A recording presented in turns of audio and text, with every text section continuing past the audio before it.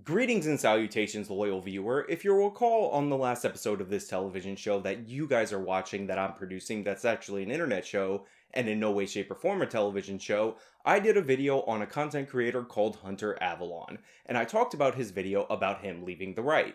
I explained throughout that video that I didn't feel like Hunter Avallone was being really honest with his positions, and in fact, in other streams, he was calling out other creators by name and labeling them much in the same way that people on the far left do. Now, since that time, there have been a number of developments in this ongoing saga that we are all both very heavily invested in and following incredibly closely, like Hunter Senpai deciding to do a video about me, or a stream where he reacts to my video, and Hunter doing a response video. Now, of course, Hunter didn't do a response video to me because my original video was perfect in every way, and every single point in that video was irrefutably factually correct, like every single video I produced on this channel, but he did do a response video to Jeremy from the Quartering using clips that I clipped in my video. But that is neither here nor there, because before I get into Hunter's response video to the Quartering, where he attempts to rally the free thinkers into a hive mind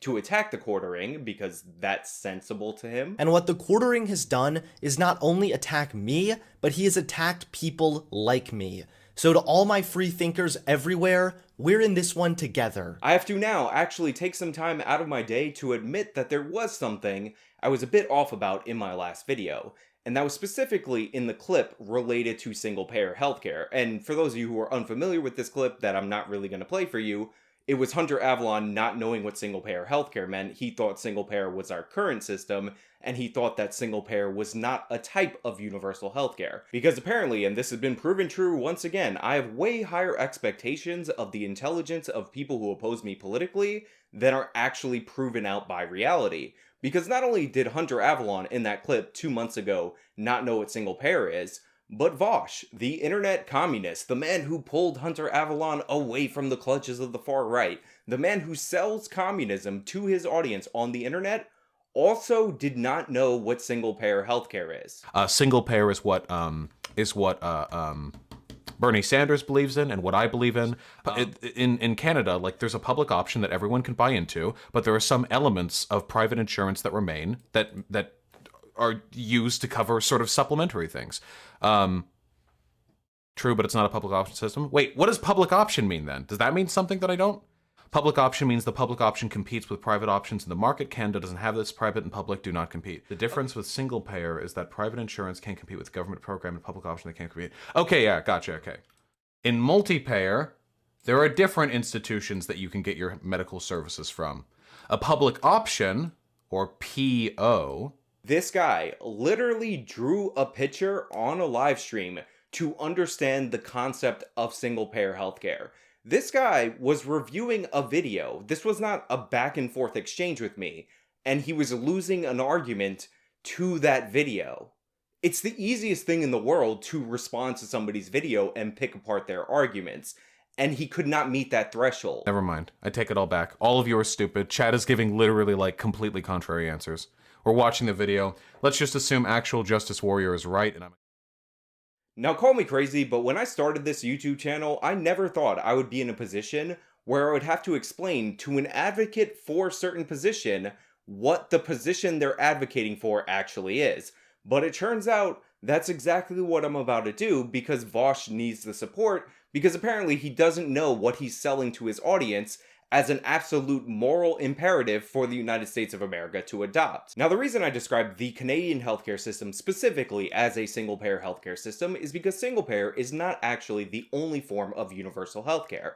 For instance, the NHS, the National Health Service, would be an example of nationalized healthcare. They got through healthcare universality through nationalization. A nationalized system like the NHS is a system where hospitals and doctors are not just having their bills paid by the government, they're not being reimbursed for services by the government, but where the hospitals are actually run by the government and the doctors are government employees. So the British has universal healthcare through a nationalized process. Now, a single-payer system, and Vaush, you can write this down if you need to know this for later, is where the government acts as the insurance provider for its citizens. It's essentially reimbursing doctors and hospitals for services that they provide to patients. Now, Canada's healthcare system is actually a little bit more complicated than just having a national or federalized single-payer system, because what's covered by the plans and the reimbursement rates are actually worked out by the individual provinces. And for those who serve in the Canadian Armed Forces, you actually have a separate healthcare plan as well. So all in all, Canada really has 14 different single-payer systems. Why would a single-payer system leave anything off the table with what it covers? That will inherently drive people towards other insurance programs that will cover those things. Now, there are things that are not included in Canada's Medicare system. By the way, that's a nickname, not the actual technical name for it. There are out-of-pocket costs, because there's always things not included, and there's always out-of-pocket costs. Here's somebody from the Australian healthcare system expressing the same exact thing. The dirty little secret about socialized medicine, and I'm a big supporter of it, but the reality is, when I avail myself of healthcare here in the States, they throw absolutely everything at me, every test, every barrages of procedures. Like, we're paying tens of thousands of dollars for things where there's no gatekeeper as to any of this expenditure. I didn't actually need any of that. The dirty secret is, in a socialized medicine, there would be a gatekeeper. In Australia, I would not be able to put that on the public purse.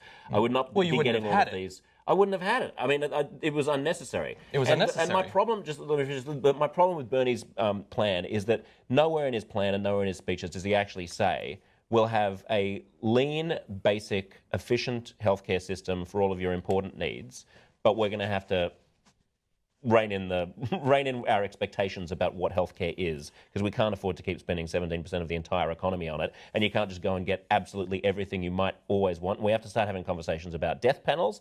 A large proportion of Medicare, and I say that obviously advisedly, a large proportion of Medicare's expenditures go in the final 6 weeks of people's lives.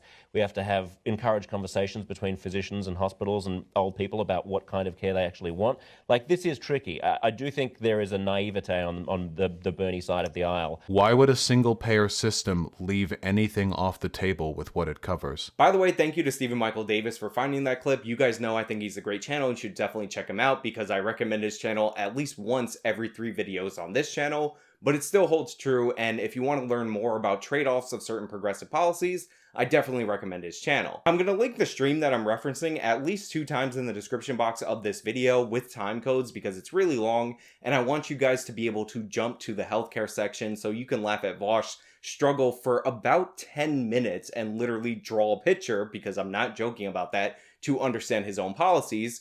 And I want you to see the part where I called in, because I learned a valuable lesson when I did that. So I don't have a ton of time.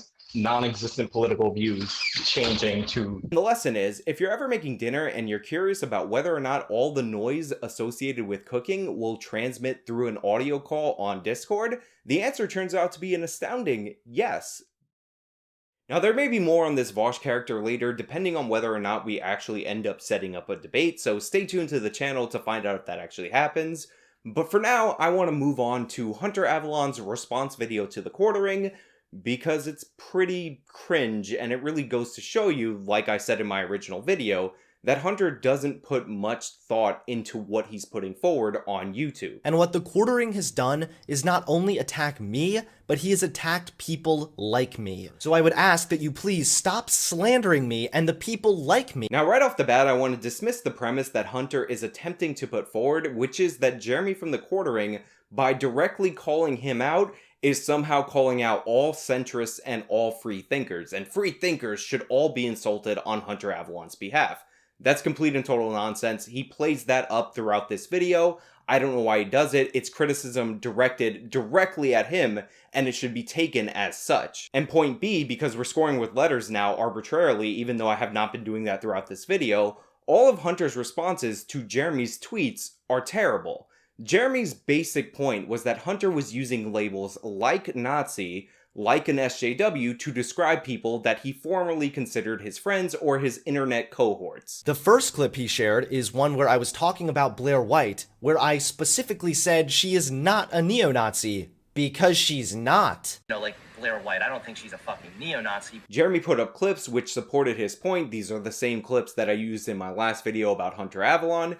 And Hunter, rather than owning up to the things that he said about specific creators, decided to pretend like those same clips exonerated him and pretend that Jeremy was only accusing Hunter of calling everybody a Nazi or neo-Nazi, and not all the other names that are associated with SJWs that they label their political opponents. I think that Blair, to be honest, I think Blair White is the type of person who is a complete grifter. I don't think she has any fucking principles. Again, I'm not trying to call Hunter out. All I'm saying is he should just be honest with his audience. If he thinks Blair's a grifter, then say she's a grifter in the video. Don't pretend that you were defending her in a clip where you were clearly attacking her. And he did the exact same thing with the clip of Lauren Chen later in the video. And the next clip he shared, I said that I don't think Lauren Chen is a neo-Nazi either. Because some of these other people, like, I don't know. I don't really know if Roaming Millennial or Lauren Chen is like a neo-Nazi or she's like. I think she's a fascist. Now, you guys know that Lauren's a friend of the channel, and obviously I'm going to be inclined, and you might say biased, towards somebody that I get along with. But I assure you, my defense of her has nothing to do with that. Because unfortunately, I had to listen to this Vaush stream about 3 times. The first time when I first heard it, when I stumbled upon it. The second time was prior to making my video about Hunter leaving the right. And the third time was during editing because I forgot to mark the clips that I wanted to use. So I'm really familiar with the context in which her name was brought up. And it was by Hunter, out of nowhere, him speculating on whether or not she was a neo-Nazi. For me, no bullshit, I'll be honest, that was the toughest one for me that's the hardest pill for me to swallow, because some of these other people, like, I don't know, I don't really know if Roaming Millennial or Lauren Chen is like a neo-Nazi, or if she's like, I think she's a fascist. I don't think she's bitten down on the JQ just yet. That's the full context for it. And because this isn't a Hunter Avallone video, you don't have to just take my word for it. You can go into the description box of this video under where it says sources and watch it in its full context for yourself. Now I'm going to point out the most obvious thing in the world. You know who doesn't tend to fit in with the neo-Nazi crowds? People who aren't white. You know who they hate even more than minorities? People who are half white and half something else. You know what Lauren Chen just happens to be? Eurasian, half European, half Asian. I know I'm not a big brain free thinker like Hunter Avallone, and to be fair, I'm nowhere near a scholar in Nazism, but it doesn't take a detective to figure out that maybe wondering out loud if a Eurasian woman is a Nazi or not doesn't make a lot of sense. Now, for some reason, Hunter wasn't content in trying to weasel his way out of what he said on air and the context in which he said it in, and he decided to dub Lauren Chen a self-admitted fascist. I do, however, believe that Lauren Chen is a fascist because she's literally admitted it on Twitter. Excuse me, Hunter, hello, hi.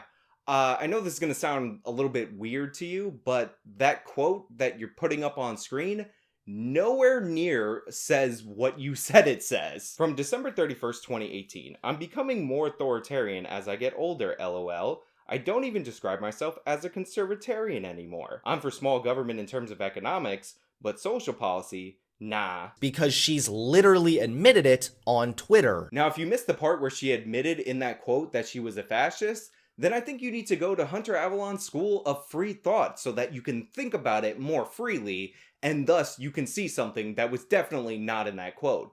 But that's not even my favorite part. The quote on screen not saying what you say it's saying is funny enough. But Hunter's response after the fact is hilarious. On Twitter. I don't know about you, but authoritarianism goes against my core beliefs of freedom of speech and liberty for all. I don't know about you, but authoritarianism goes against my core beliefs of freedom of speech and liberty for all. What in the world does that tweet have to do with freedom of speech? Hunter, what are you doing? You're mixing up your SJW tendencies to call people you don't like fascists, Nazis, grifters, with your former right-wing tendencies where you just parroted talking points like free speech and liberty.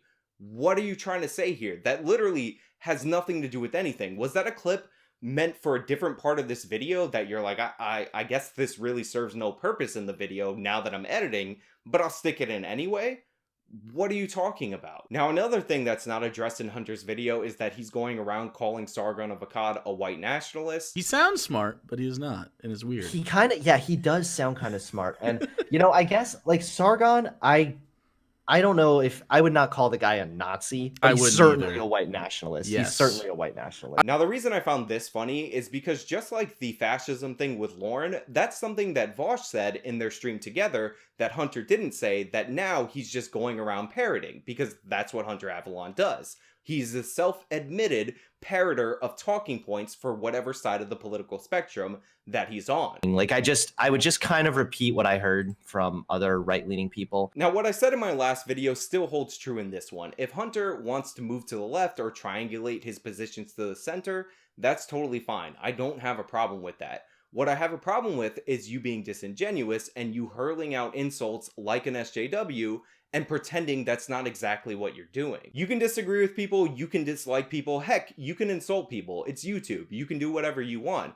But it's insulting to your audience to tell them one thing about your positions, like they're not going to look up and check out your interviews on other channels where you're doing the exact opposite. Just own up to what you're doing. If you're going to insult people, if you're going to label people, if you're going to name call people, then own up to it. Those are my thoughts, and let me know your thoughts down in the comments below, and definitely be cordial in the comments down below, because Vaush was very critical of the way you guys commented under my video. If you like this video, then please show me by leaving a like. You can subscribe for more content.